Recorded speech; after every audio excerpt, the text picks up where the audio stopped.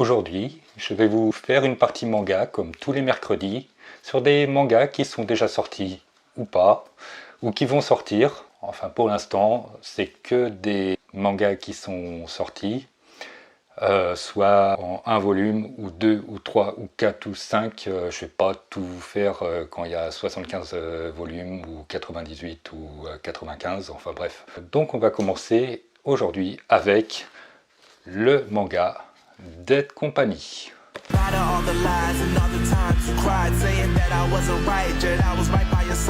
Quand on résume le manga, c'est simple.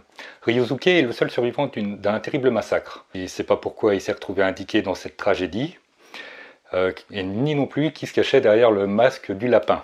Les événements traumatisants qui ont daté de 3 ans. Après, il a été recruté dans une société. En fait, il a décroché un emploi de rêve dans la firme Dead Company. Et cette compagnie est spécialisée dans la production de jeux vidéo de survie.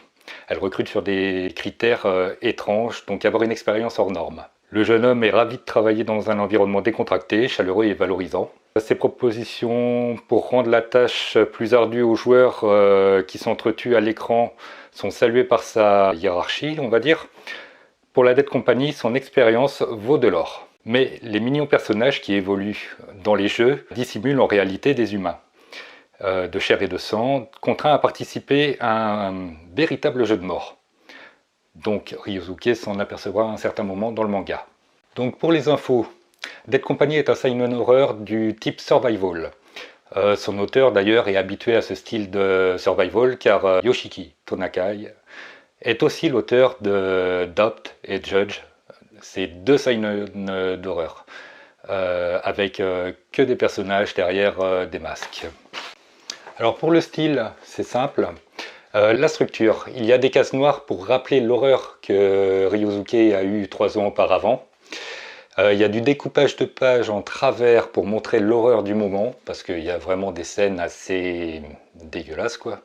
Sinon, des cases classiques carrés et rectangles qui ne gâchent rien, un mélange savamment dosé pour donner l'intensité du manga avec certains rebondissements assez éloquents quand même. Donc, faudra juger par vous-même. Et maintenant, on va passer à mon avis, puisque je donnerai mon avis à chaque manga que je vais lire ou chaque manga que j'ai déjà lu de toute façon. Donc, pour Dead Company, je l'ai lu d'un trait.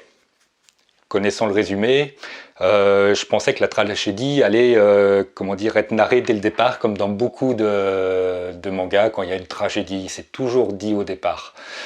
Mais bon, le fait de la mettre au fur et à mesure, ça gâche rien, ça laisse de l'intrigue et c'est pas trop mal.